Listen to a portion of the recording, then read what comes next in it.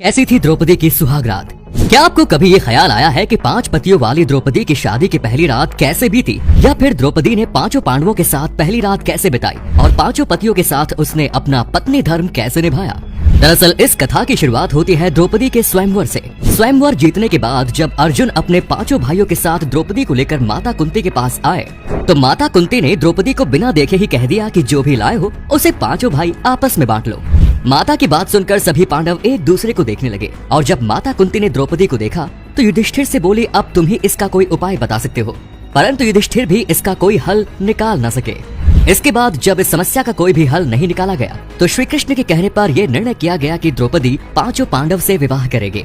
फिर याज्ञसेनी द्रौपदी सबसे पहले युधिष्ठिर के साथ विवाह करती है और उस रात युधिष्ठिर के साथ अपना पत्नी धर्म निभाती है। उसके बाद अगले दिन द्रौपदी ने भीम के साथ विवाह के 7 फेरे लिए और उस रात भीम के साथ अपना पत्नी धर्म का निर्वहन किया। और फिर द्रौपदी ने इसी तरह एक एक कर अर्जुन, नकुल और सहदेव का विवाह किया और उन तीनों के साथ भी अपना पत्नी धर्म निभाया।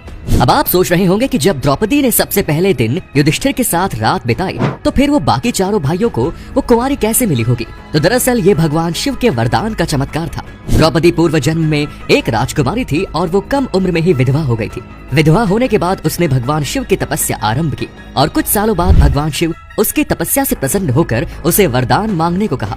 तो द्रौपदी ने 5 बार पति होने का वरदान मांग लिया। तब भगवान शिव बोले, पुत्री, अगले जन्म में तुम 5 पुरुषों की पत्नी बनोगे, और चूंकि 5 पुरुषों के साथ कोई भी साधारण स्त्री अपने पत्नी धर्म को नहीं निभा सकती, इसलिए मैं तुम्हें यह वरदान देता हूँ कि एक पति से संबंध बनाने के बाद तुम पुनः कुंवारी हो जाओगी। इसीलिए ऐसा माना जाता है कि द्रौपदी अपने 5 पतियों को एक एक कर कन्या भाव में ही मिले। फिर जब द्रौपदी और 5 पांडव के विवाह के कुछ दिन हो गए, तो एक दिन देवर्षि नारद पांडवों के पास गए और बोले, तुम सब भाई द्रौपदी को लेकर एक नियम बना लो ताकि भविष्य में 5 भाइयों के बीच द्रौपदी के कारण झगड़ा न हो। उसके बाद पांडवों ने निर्णय किया कि द्रौपदी के साथ एक भाई 1 साल समय बिताएगा और इस दौरान जो भाई द्रौपदी के साथ शयन कक्ष में होगा, उस समय कोई भी दूसरा पांडव उस कक्ष में नहीं जाएगा। इतना ही नहीं, निशाने के तौर पर पांडव कमरे के बाहर अपनी पादुकाएं बाहर छोड़ देंगे ताकि बाकी भाइयों को पता चल जाए कि कोई अभी द्रौपदी के साथ अंदर है। इसके बाद 5 पांडव एक एक साल द्रौपदी के साथ समय बिताने लगे। लेकिन एक बार जब युधिष्ठिर और द्रौपदी एक दूसरे के साथ समय बिता रहे थे, तो अर्जुन भूलवश उस शयन कक्ष में आ गए, क्योंकि उस समय अर्जुन को एक दुष्ट से पशुओं की रक्षा करनी थी और वो अपना धनुष बाण उसी कक्षा में भूल आए।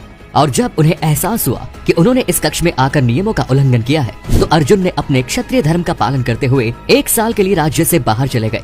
और इसी वनवास के दौरान अर्जुन की मुलाकात नाग कन्या उलूपी से हुई और उलूपी उनकी सुंदरता देख अर्जुन से प्रेम करने लगी। फिर वो अर्जुन को नागलोक ले जाकर उससे विवाह करती है और इस तरह अर्जुन और उलूपी के मिलान से 1 वर्ष बाद एक पुत्र का जन्म हुआ, जिसका नाम इरावन रखा गया।